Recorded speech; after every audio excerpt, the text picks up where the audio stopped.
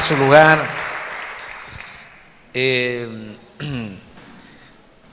Hemos hablado, y hoy quiero retomar un poco, que el centro de la Biblia es el Salmo 118. Eso es bien impresionante. Y el Salmo 118 en su versículo 8, donde dice, fíjese pues, el centro de la Biblia, que es mejor confiar en el Señor que confiar en el hombre. Eso no es casualidad que el centro de la Biblia diga eso. Diga conmigo, es mejor confiar en el Señor que confiar en el hombre. No está diciendo que sea malo confiar en el hombre, pero es mejor confiar en el Señor. Porque sí hay personas en las que uno confía.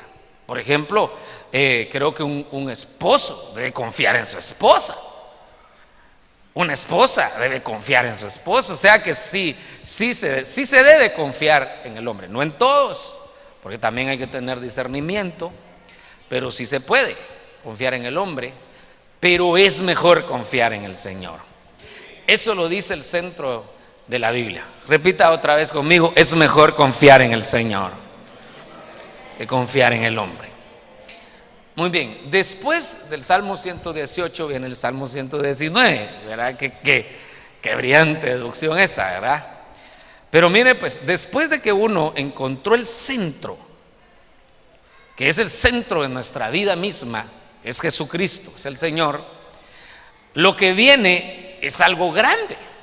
El Salmo 119 es el salmo más grande, no el salmo, es el capítulo más grande de la Biblia.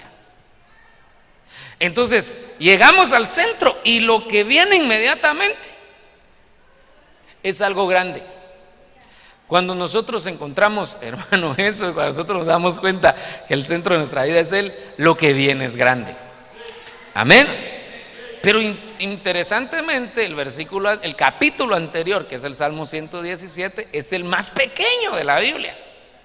Como diciendo, si encontraste a Jesucristo, lo que has vivido no es nada comparado con lo que viene. Entonces, mire, no hay casualidades.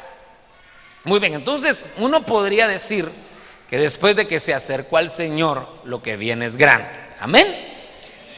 Pero como coincidencia adicional, los capítulos que se vienen después del Salmo 119, es decir, a partir del Salmo 120, eso lo hemos hablado, así que por eso lo estoy diciendo rapidito.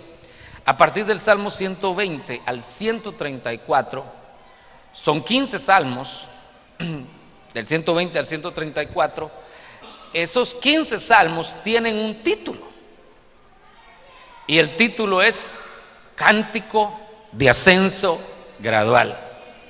Algunas versiones dicen Cántico Gradual, otras dicen Cántico de las Gradas, otras dicen Cánticos de Ascenso. Pero al final eso se llama, hay una versión que dice, es de las más antiguas, dice Canto de los Peregrinos. Ahora, es bien impresionante que, oiga pues, ¿cómo vamos? Encontramos al Señor, nos acercamos a Él, y la única forma de acercarnos a Dios es a través de Jesucristo. Entonces, después de que Él se vuelve el centro de nuestra vida, lo que viene es grande. Pero inmediatamente después, lo que viene es una administración para el peregrino. Usted y yo somos extranjeros y peregrinos en esta tierra, no errantes. Eso también le he explicado. Una cosa es ser errante y otra cosa es ser peregrino. El errante no sabe ni de dónde viene ni para dónde va, no tiene casa. El peregrino sí tiene casa y para allá va, para su casa, solo que va de camino. Esa es la diferencia. Muy bien, eso lo hemos visto. Entonces del Salmo 120 al Salmo 134 está plasmada una administración para los peregrinos. Eran cánticos que cantaban los israelitas cuando subían a Jerusalén. Ellos tenían 7 fiestas al año, y el Señor les había dicho que si estaban demasiado lejos, pues no era necesario que fueran a las 7, pero que 3 sí eran obligatorias. Entonces, cuando ellos subían a esas 3 fiestas, una de ellas era la de la Pascua, cuando ellos subían a esas fiestas, iban cantando. No importa de dónde venían. Ellos sabían que iban a Jerusalén y entonces iban cantando, iban de camino hacia Jerusalén. Entonces eso también nos deja una sombra a nosotros, que nosotros vamos de camino no a la Jerusalén física, ¿verdad?, terrenal, sino a la Jerusalén celestial. Pero esos salmos nos deberían de decir cuáles son las experiencias de los peregrinos cuando van camino a Jerusalén. Y entonces uno puede ver varias cosas impresionantes en esos 15 salmos.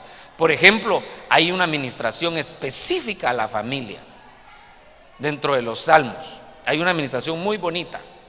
Por ejemplo, dice: si Jehová no edifica la casa, en vano trabajan los que la edifican. Entonces, ese es un salmo directamente relacionado con la familia. Hay otros, hay salmos relacionados dentro de esos 15 con el ataque que viene a veces hacia el cristiano con respecto al chisme y la murmuración. Ahí habla de eso: líbrame, Señor, de lengua mentirosa. Eso dice uno de esos salmos, de esos 15 salmos. Entonces, esos 15 salmos nos están hablando de los problemas que los peregrinos se enfrentan también cuando van camino a Jerusalén. Y uno de los problemas con los que los peregrinos se enfrentan son con los cazadores. Y ahorita vamos a leer, pero el tema de esta noche es escapando de los cazadores. Y quiero leerle el Salmo 124, 7. Estamos de una vez en el versículo 7, pero usted puede verlo en su Biblia si quiere. Y el título del Salmo es Canto de los Peregrinos, o Cántico de Ascenso Gradual, o Cántico de las Gradas, que son esos 15. Este es uno de ellos, el Salmo 124, versículo 7. Y dice: nuestra alma ha escapado cual ave del lazo de los cazadores. El lazo se rompió y nosotros escapamos. Ahora lo voy a volver a leer, solo que quiero apuntalar algunas cosas. Una de ellas es que habla de alma. Y si habla de alma, no está hablando de lazos físicos ni de cazadores físicos, porque está hablando de nuestro interior. Bueno, acuérdense que nosotros somos espíritu, alma y cuerpo. Solo el cuerpo se mira, pero la que más se mueve, lamentablemente, a veces es el alma. O sea que todavía no hemos llegado a una estatura donde el espíritu sea el que nos gobierne. Entonces aquí dice que el riesgo está en el alma. Hermanos, se lo vuelvo a decir: el riesgo está en nuestra alma. Ahí está el riesgo. Luego, miremos otra cosa. Está hablando de alma y luego dice: ha escapado. Entonces quiere decir que ya la habían atrapado y logró escapar, porque todavía lo dice: el lazo se rompió. Entonces, ¿qué quiere decir eso? Que ya hay pueblo de Dios que está enlazado, que está entrampado, que está en el lazo de los cazadores. Entonces aquí el lazo se rompió. Entonces, uno de los peligros de los peregrinos es ser enredado en el lazo del cazador. Y yo quiero en esta noche, hermano, ministrar esto. Esto hablé un poco la vez pasada también, pero necesito que hoy podamos ministrar algunas cosas y que como peregrinos podamos escapar del lazo de los cazadores. oiga esto, aún que el cazador en algún momento haya logrado lanzar su lazo y que hayamos sido entrampados, aquí la promesa es que el lazo se va a romper. Amén. Muy bien, entonces, basado en eso, solo en este versículo uno podría sacar varios temas. Uno de los temas, por ejemplo, uno de los temas que uno podría sacar es las redes. Porque el cazador caza con lazo, pero también caza con redes. Y eso es bien interesante, porque no voy a ahondar en eso, pero qué tremendo que las redes en nuestro tiempo están íntimamente relacionadas con el internet.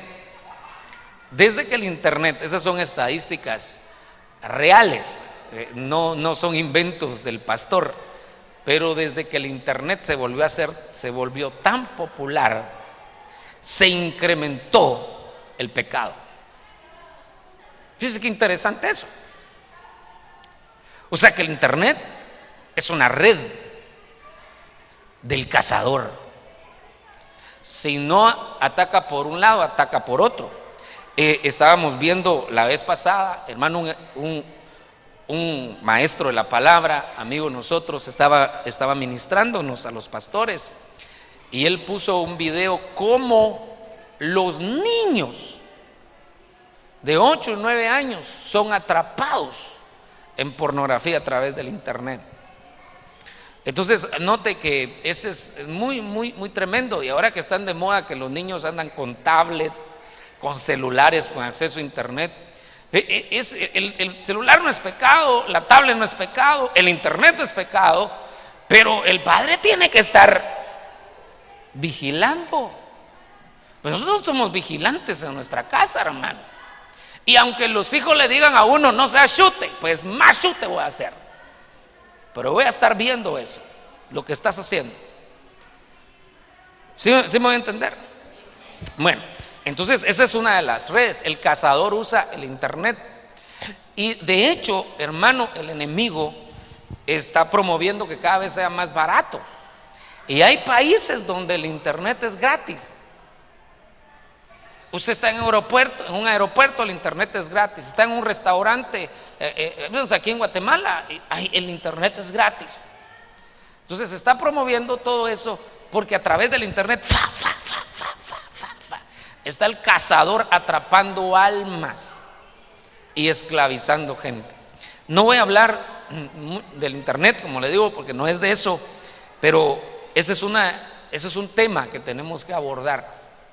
Y otra de las cosas que tenemos que ver es que el internet es una herramienta que sí va a ser utilizada por el anticristo para tener el control de la humanidad. Mire, cada programa que uno descarga, por ejemplo en su celular, le piden, ahora cada vez se está volviendo más obligatorio que uno ingrese su correo electrónico. Y aunque uno le cambie nombre y todo, al final algunos datos uno siempre da. Religión evangélica. El anticristo ya sabe cuántos evangélicos hay. ¿De dónde saca la información? Del internet. Entonces alguien va a decir, entonces no va a poner nada, pues no va a poner católico, y todos para los que se van a ir no hay problema, que el anticristo los va a buscar y no los va a encontrar. El problema es para los que se van a quedar. Pero esa es una de las formas con las que el anticristo tiene su base de datos así bien actualizadita. Y más aquellos que no están metiéndose en el rollo del reino ya, ni de la política, ni del ecumenismo. Y entonces va a decir, vamos a ver cuáles doctrinas no están de acuerdo con el ecumenismo. Entonces a los de Benecer. Bueno, averigüemos quiénes son los de Benecer. ¿Cómo lo van a averiguar? Con el internet. Entonces ahí está toda la base. ¿Sabe que con el internet se puede averiguar cuáles son los gustos? ¿Cuáles son los gustos de la persona? porque más de algún me gusta le da uno a una página en el internet. Pero cuando uno le da un me gusta, por ejemplo, en el Facebook, si uno le da un me gusta a una página que no sea mala, una página buena, una página que hable de salud, por ejemplo, entonces yo, para darle me gusta a esa página, yo tengo que estar metido en mi cuenta. Y entonces yo le doy me gusta. Y al darle me gusta, entonces dice, a este le gustan los temas de salud. Y averiguaron que a uno le gustan los temas de salud, pero le estoy hablando de un tema bonito, limpio.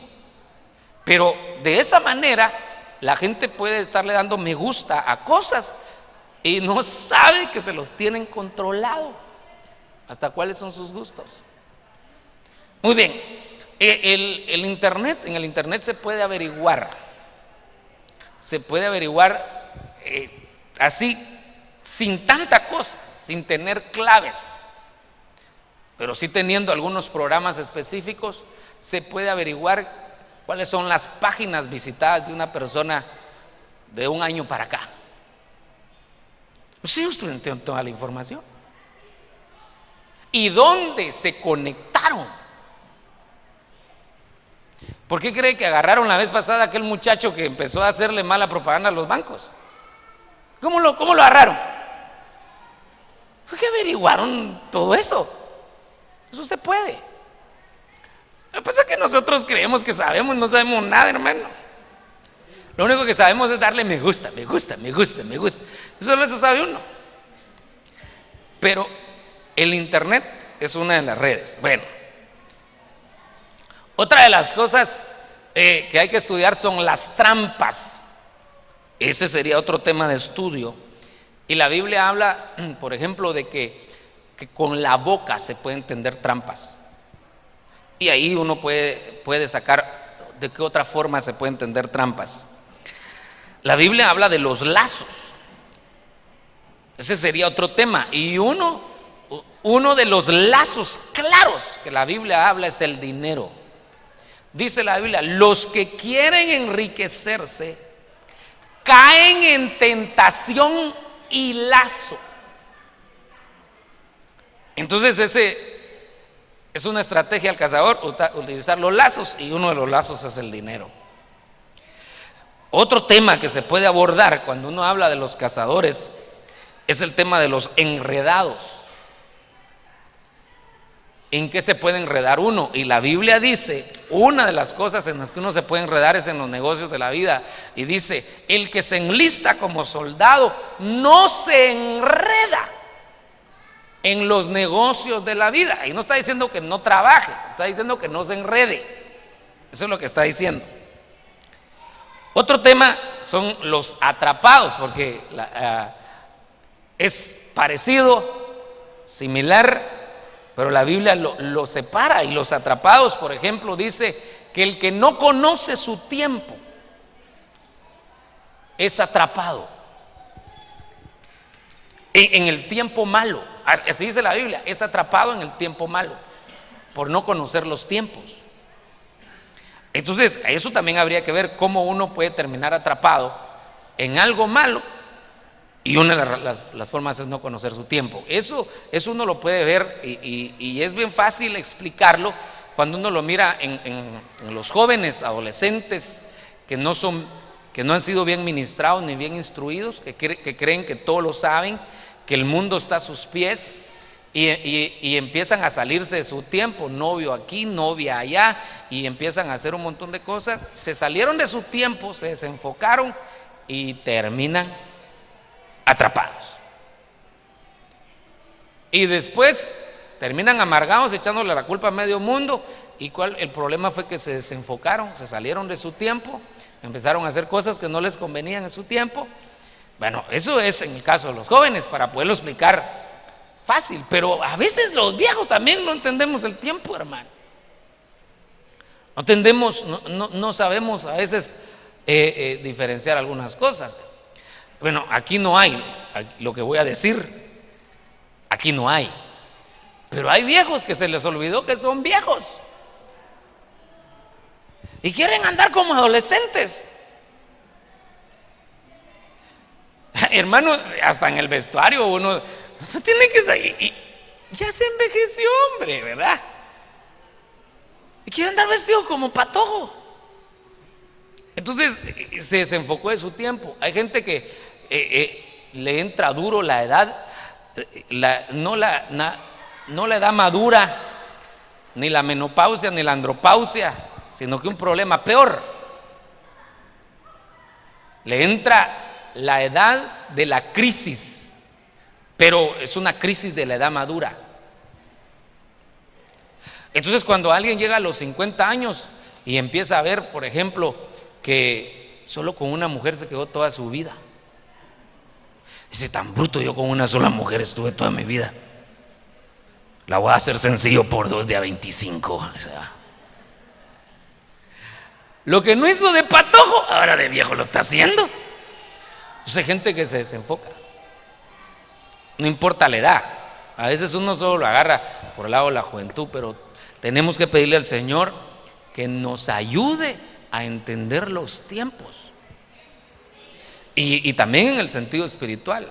Por eso es que la convocatoria que yo hice como su pastor, de que viniéramos a orar esta semana de 6 a 7, yo les he estado explicando que hay una razón detrás de eso, por el tiempo que se nos viene. Hay que entender los tiempos. Bueno, y obviamente el tema que abarca todo eso es el tema de los cazadores. O sea, para escapar de los cazadores, yo tengo que conocer las redes, las trampas, los lazos, cómo uno puede enredarse, cómo uno puede ser atrapado, pero también uno tiene que conocer los cazadores. ¿Cuál es la estrategia de los cazadores? Y de hablé un poco la vez pasada, así que no me voy a atender mucho, pero Nimrod.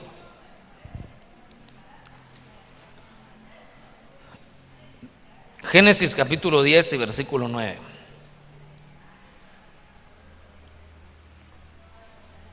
Él fue un poderoso cazador delante del Señor. Por tanto se dice, como Nimrod, poderoso cazador delante del Señor. Ahora, oiga esto, no lo está diciendo en un buen sentido. Nimrod es la antítesis de Abraham. Abraham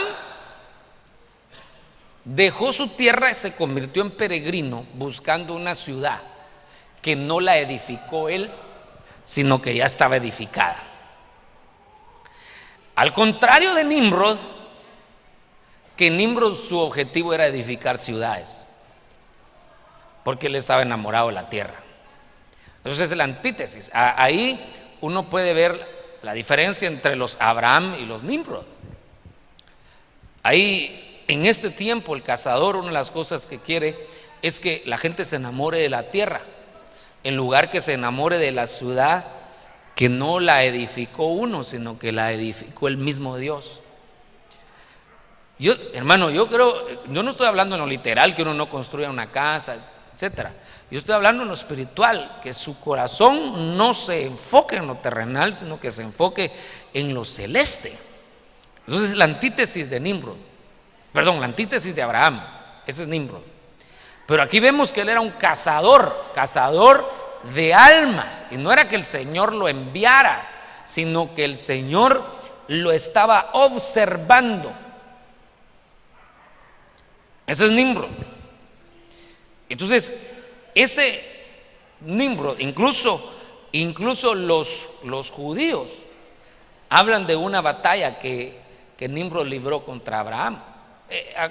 Eso no me pregunte la cita bíblica, no está en la Biblia, solo le estoy diciendo que son una de las cosas que ellos dicen, que sucedió en el principio.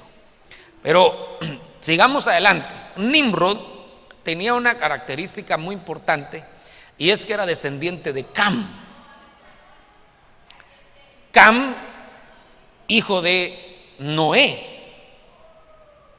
Pero acuérdese que Cam, una de las cosas que hizo fue deshonrar a su padre. Y de la descendencia de Cam, de ahí viene Nimrod. Y por el contrario, Abraham viene de la descendencia de Sem. Por eso incluso a los israelitas en un tiempo les decían semitas, porque venían de Sem. Pero oiga esto, Cam, descendiente de Cam, deshonró a su padre. Ahí viene cómo actúa este cazador Nimrod, hablando de una potestad espiritual, promoviendo la deshonra hacia los padres, biológicos y espirituales. Otra de las características de Nimrod es que era amante de la fama. Y eso se está moviendo mucho en el pueblo cristiano últimamente, que la gente va en busca de la fama más que de agradar a Dios. Otra de las características de Nimrod es que edificó Babel. Él fue el que te edificó la torre de Babel. Cuando en la Biblia se habla de la torre de Babel, no se menciona Nimrod. Pero cuando se menciona Nimrod, sí se menciona Babel. Y dice, el inicio de su reino fue Babel. Entonces, ¿quién edificó Babel? Nimrod. Entonces, note que Babel quiere decir confusión. Esta potestad promueve la confusión, el caos, el desorden. Pero hay otra cosa, y ahí es donde yo quiero, en el nombre de Jesús, decirle a usted, hermano, que tenemos que tener cuidado y no caer en esas trampas, en no ser atrapado por este cazador. Una de las cosas que promueve Nimrod es la religión. Nimrod estaba fundando su propia religión. Él dijo, hagamos una torre y hagámonos un nombre en la tierra, y que esta torre llegue hasta el cielo. Entonces él quería llegar al cielo con una religión que él había fundado. Fíjese qué tremendo. Es una religión que promovía la unidad de la gente, una falsa unidad que está íntimamente relacionado con el ecumenismo. Pero el ecumenismo no mucho me preocupa, porque yo sé que usted no es ecuménico, ¿verdad que no? ¿O sí? ¿O está pendiente usted a ver quién es el próximo papa? A menos que sea para estudiarlo escatológicamente, pero de ahí, sea argentino, guatemalteco, ¿qué? No nos irá a besar la mano, ¿o sí? Como hicieron otros religiosos. Entonces, ya sabemos que no somos ecuménicos, pero sí hay un riesgo en este espíritu que se mueve de este cazador, y es la religiosidad. La religiosidad es un problema dentro del pueblo de Dios. Y yo, en el nombre de Jesús, quiero declarar que toda religiosidad se va de nuestra vida, hermano. No somos religiosos.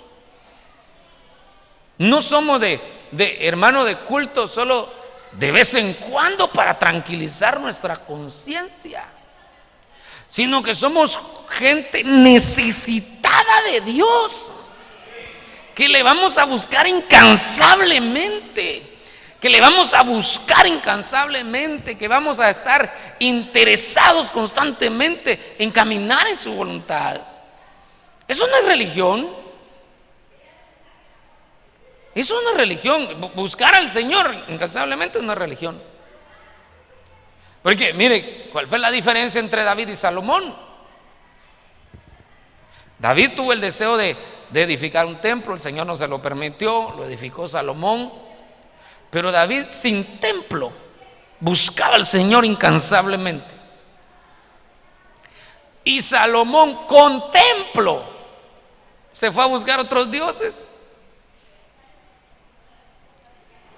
Fíjese qué cosa es esa. Porque son parecidas, dijo él. Es parecida a la religión de mi mujer, la hija de Faraón. Su religión es parecida a la mía. Yo creo que al mismo Dios adoramos, solo que ella lo tienen en forma de becerro, pero es el mismo Dios. Y después dijo, la hija del rey de Persia, el rey de Grecia, o la reina de Saba, bueno, no importa de dónde venía, él decía, yo creo que el mismo Dios adoramos. Y entonces les hacía un templito a cada uno de los ídolos de sus mujeres. ¿Por qué cayó en eso? Porque se volvió religioso, con templo pero religioso. David sin templo pero religioso. Aquí yo no le estoy diciendo, perdón, David sin templo pero sin religión, buscando a Dios, ¿verdad? Salomón con templo y religioso. Sí me voy a entender, ¿verdad, hermano? Perdone que a veces me confundo porque hablo muy rápido. Pero el punto es el siguiente: nosotros no debemos de acostumbrarnos nada más a un momento de culto. Nuestro culto debe ser constante en nuestra casa, en nuestro diario vivir, mantener comunión con el Señor. Y eso no sería religión. A la casa de Dios venimos y nos juntamos todos para alabarle, bendito Dios, pero también aquí tenemos que tener cuidado de no convertirnos en religiosos. Se recuerda que yo le dije, no sé si hace 8 días o el viernes, que uno de mis temores como pastor era que nos volviéramos religiosos. Cristianos evangélicos religiosos. El religioso empieza a tener algunos problemas para entender el tiempo de Dios y para dejarse de llevar en las nuevas dimensiones que Dios trae para la vida de uno. Porque yo quiero decirle, hermano, que el Señor nos está metiendo en una nueva dimensión, pero si somos religiosos no vamos a poder meternos. ¿Por qué le digo esto? Porque ese fue el problema de los fariseos y los saduceos cuando el Señor vino. Habían convertido la ley de Moisés en una religión, y esa religión ellos habían puesto normas, interpretando la ley a su manera. Por ejemplo, una de las normas de los fariseos, que no tenía que ver con la ley de Moisés, era que decía lo siguiente: el que jura por el templo ese juramento no vale, pero el que jura por el oro del templo, ese juramento sí vale. ¿Y de dónde se habían sacado eso? Si eso está en la Biblia, no está en la Torá. Pero ellos habían puesto normas religiosas. La gente se había vuelto religiosa. Entonces, cuando el Señor vino y les trajo el plan, no lo entendieron. Entonces, si usted y yo nos desprendemos de toda religiosidad, vamos a entender los planes de Dios y las nuevas dimensiones a las que Dios nos quiere meter. Porque para meternos a una nueva dimensión, el Señor puede decirle a alguien a la medianoche, despertarlo a orar. Y si es religioso va a decir, si hoy ni domingo es. Pero si no es religioso va a decir, amén, Señor, ahorita me levanto. ¿Ya me voy a entender? O el Señor quererle hablar, darle un mensaje en un momento, hermano, que uno había apartado de tal vez para verse su película, ¿verdad? Y el Señor le dice, no, apaga la tele, te quiero hablar. Pues uno tiene que saber que esas cosas se pueden dar en aquellos que no han caído en religión, de nuevas experiencias, hermano. ¿Cuántos anhelan nuevas experiencias en el Señor? No caigamos en religión. Dígale que está la par suya, no vayas a caer en religión. Amén. El cazador actúa metiendo a la gente en religión. Nimrod. Sigamos con otro cazador, Esaú. Miren lo que dice la Biblia, Génesis 25, 27. Los niños crecieron. ¿Cuántos saben que los niños crecen? Vaya. Porque a algunos padres se les olvida que los niños crecen y no los educan. Más adelante les enseño la palabra de Dios. Yo cuando tienen 18 años les quieren enseñar, ya no quieren nada. Hay que enseñarles a tiempo. Cuando los niños son pequeños, ellos van a donde uno quiere. Cuando son grandes, ya no van. Desde pequeños hay que agarrarlos. Entonces dice, los niños crecieron y Esaú llegó a ser diestro cazador, hombre del campo. Pero Jacob era hombre pacífico que habitaba en tiendas. Ahora note que en el caso de Esaú hay tres cosas que hay que ver. Bueno, hay más, hay varias, pero una de ellas es que la Biblia le llama profano. Pero le llama profano porque menospreció su primogenitura. ¿Cómo actúa el cazador? Haciendo que la gente menosprecie su primogenitura. Yo le quiero decir que usted y yo somos primogénitos. Tal vez no está convencido de eso, se lo voy a explicar. Pero la Biblia dice que nosotros, lo principal, está refiriéndose a los arrebatados, está diciendo que nosotros somos los primogénitos. Habla la Biblia de eso. Por eso es que cuando se da el arrebatamiento, a los que son arrebatados les llaman primicias. Una primicia está íntimamente relacionado con primogenitura. ¿Por qué somos primogénitos? Porque el Padre nos bendijo con su mano derecha. Eso lo expliqué yo la vez pasada. Y con la mano derecha se bendecía a los primogénitos. No éramos primogénitos, pero el Padre cambió, cruzó las manos y nos bendijo a nosotros primero. Es el mismo caso de Lea y Raquel. ¿A quién amaba Jacob? A Raquel. ¿Quién se casó primero? Lea.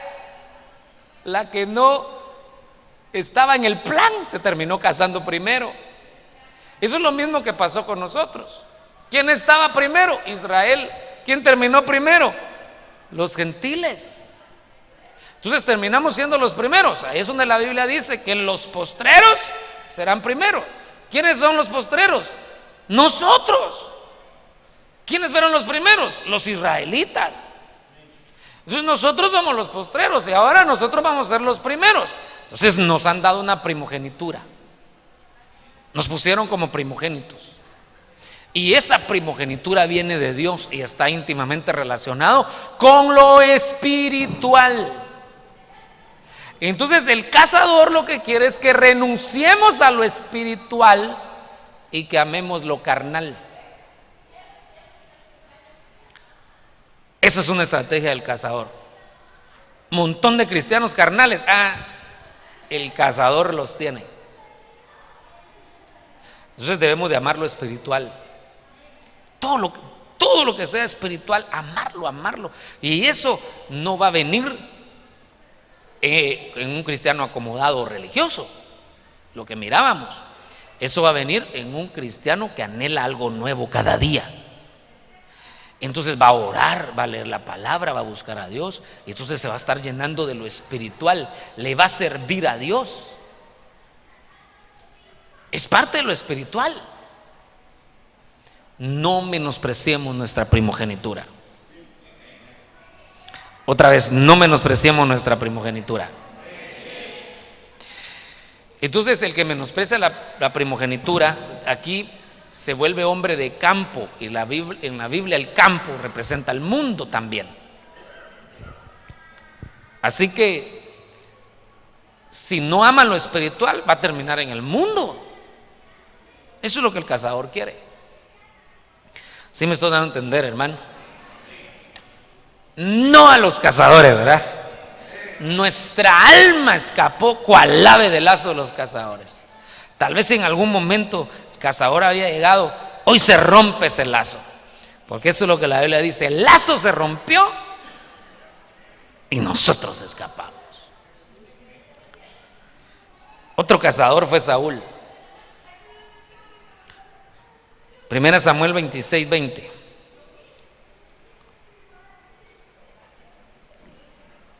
Ahora pues, no caiga mi sangre a tierra, lejos de la presencia del Señor, porque el rey de Israel, ahí se está refiriendo a Saúl, el rey de Israel ha salido en busca de una pulga, se está refiriendo a David. O sea, David se está refiriendo a él mismo como una pulga. Usted de Messi se acordó, ¿verdad? Pero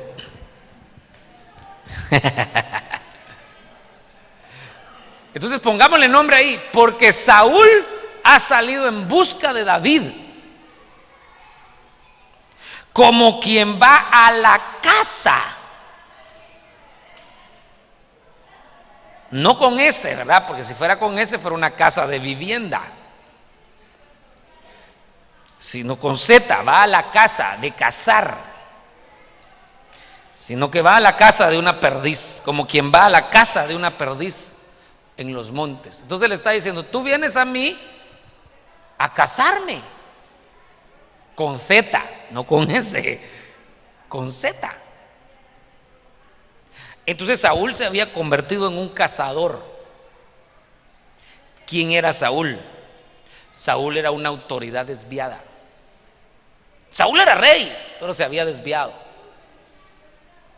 Esto es muy importante que nosotros lo miremos, hermano. David siempre respetó su autoridad. Eso lo vemos en la Biblia. Hasta que Saúl murió, y no por manos de él, sino por mano del mismo Señor. Entonces David tomó el reino que ya se lo habían entregado desde hace años. Lo habían ungido como rey. O sea que él ya era rey. Habían dos reyes. Uno que era rey, pero que no estaba de turno, ese era David. Y uno que era rey, pero se había desviado. Eso nos habla del espíritu del anticristo, porque el anticristo va a venir a reinar, va a estar de turno, pero desviado. Y el Señor Jesús, que ya es rey para nosotros, la gente todavía no lo reconoce como rey, porque todavía no está de turno. Eso se lo expliqué la vez pasada yo. Entonces Saúl es figura del anticristo, David es figura de nuestro Señor Jesucristo. Pero entonces está hablando del desviarse. Saúl era una autoridad desviada. ¿Qué es lo que quiere el cazador? Que nos desviemos. Y la Biblia dice, cuando habla de los mandamientos, dice: obedecerás estos mandamientos y no te apartarás ni a derecha ni a izquierda. Vas a seguir en la línea que el Señor te ha marcado. Entonces, ¿qué lo aparta a uno del camino? Aquí podría salir otro tema, ¿verdad? ¿Qué lo desvía a uno? ¿Qué desvió a Sansón? Las filisteas. ¿Qué desvió a Salomón? Las mujeres. Y siendo viejo, las mujeres desviaron su corazón. Entonces, pues si fue desviado Salomón, fue desviado Sansón, y uno puede ver Lot. ¿Qué desvió a Lot? Los valles de Sodoma. Entonces el punto es, el cazador quiere que te desvíes, que te salgas del plan. Yo vengo en esta noche a decirte: no te desvíes, no te desvíes. Saúl es la autoridad desviada, se salió del plan de Dios, se desenfocó del plan de Dios. Que eso no nos atrape a nosotros. Y si hemos estado medio desenfocados, es el tiempo de que nos enfoquemos, hermano, porque viene bendición para el pueblo de Dios. Dice amén, ¿verdad, hermano? Da gloria a Dios usted todavía. Mire este otro cazador, el acreedor. Proverbios 6:5.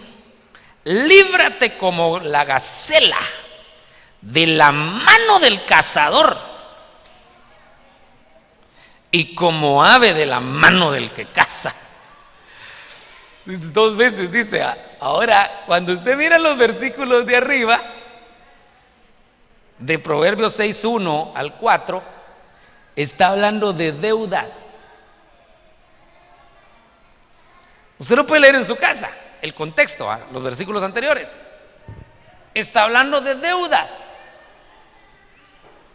Entonces, ¿cómo actúa el cazador? Metiendo al pueblo de Dios en unas deudas, y después de las deudas viene la aflicción, y después de la aflicción vienen las enfermedades, después de las enfermedades la gente se aleja de la iglesia porque está las deudas, todos son las deudas. El cazador. Entonces, hoy se rompe ese lazo también, hermano.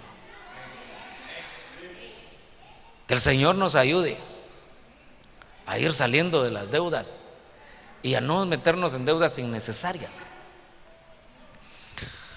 Se amén todavía, ¿verdad? Mire este otro, el adulterio. Proverbios 6:26. Porque por causa de una ramera uno es reducido a un pedazo de pan, pero la adúltera anda a la caza de la vida preciosa. Entonces el adulterio es una estrategia del cazador.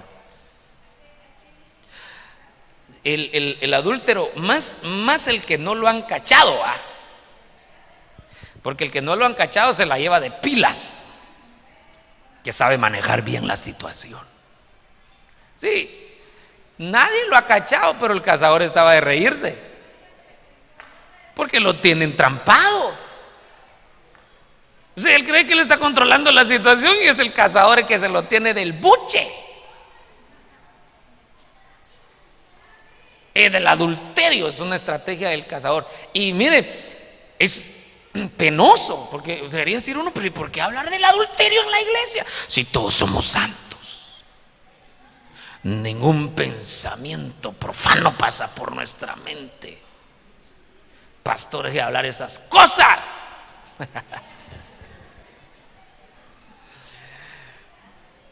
Pero acuérdense que los peregrinos, el pasaje que leímos, Salmo 124, ellos están reconociendo que habían caído en el lazo del cazador. Solo que están diciendo, pero el lazo se rompió y nosotros escapamos. Entonces aquí es un llamado. Si a alguien le está saliendo la ramona, no la ramera, sino la ramona, que es la mujer adúltera, se lo está coqueteando, le está levantando la ceja, usted mire detrás de ella un gran lazo, que sus ojos espirituales se abran. Aquí hay un lazo, una tira con aquella con que uno lazaba antes los toros, hermano. ¿Cuántos tuvieron esa experiencia?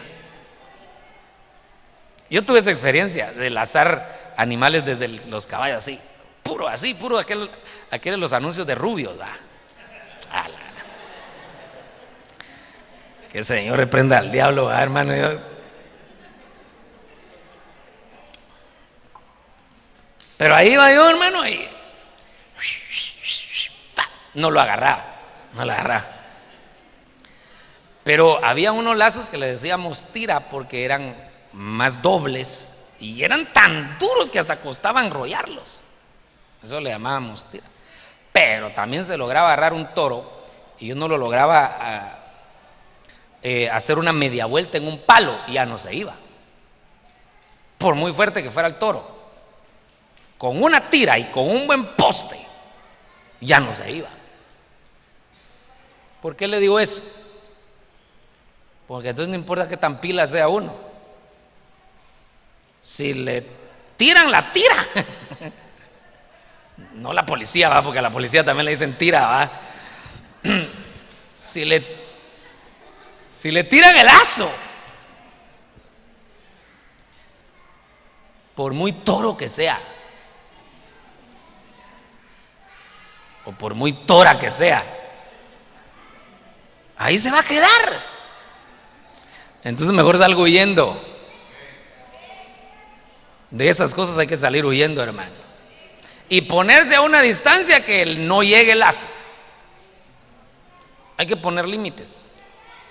Cuando una relación de amistad se está convirtiendo en una relación peligrosa, hay que poner límites.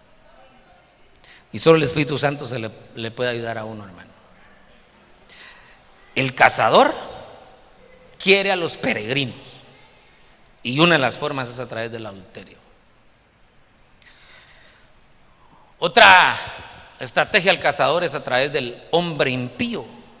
Acuérdense que el impío no es el inconverso, sino que yo le he explicado que el impío es un cristiano que no practica la piedad. Jeremías 5:26. Porque en mi pueblo se encuentran impíos. En mi pueblo, miren lo que el Señor está diciendo, en mi pueblo se encuentran impíos que vigilan como cazadores al acecho, ponen trampa, atrapan hombres. Es decir, que no es trampa para animales, es para gente. Son cazadores de almas. Esos son los impíos. ¿Cuáles son los impíos? Los que han perdido el temor de Dios. Y ahí es donde aplica la Biblia, donde dice que las malas compañías corrompen las buenas costumbres. Entonces, no porque se diga ser cristiano, uno debería de andar con alguien, sino porque practica la piedad. Cristiano de a de veras, y no de nombre, hermano. Porque hay cristianos y que se la llevan de más espirituales de uno y son mafiosos en los negocios. Y cuando uno habla con ellos, el Señor me habló. Yo digo, pero yo no hago esos trances que hace él y no ando haciendo los alardes que él hace. Entonces uno tiene que tener cuidado. Andar con píos, no con impíos, porque la impiedad es perder el temor de Dios. Soy hijo de Dios, soy cristiano, pero ando viviendo como me da la gana. Eso es impiedad.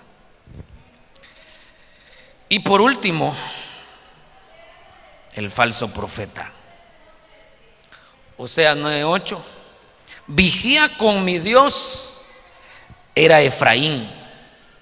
Era Efraín un profeta. Era. Sin embargo, el lazo de cazador está en todos sus caminos, y en la casa de su Dios hay solo hostilidad. Entonces se convirtió, empezó a ver el profeta, que a la gente le gustaba la profecía. Porque la profecía, dice que qué curioso cómo nos gusta la profecía. A mí me gusta, no se lo digo por usted. ¿Verdad que es bonita la profecía? O sea, y así es mucho pueblo de Dios. No usted, yo hablo en términos generales. Haragán para leer la Biblia, pero ya anda viendo quién le da una profecía.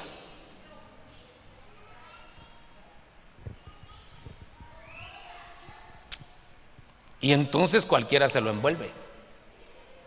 Porque hay gente que ya se dio cuenta de eso, que al cristiano le gusta la profecía. Y no solo al cristiano, hay gente impía, inconversa, que también le gusta la profecía.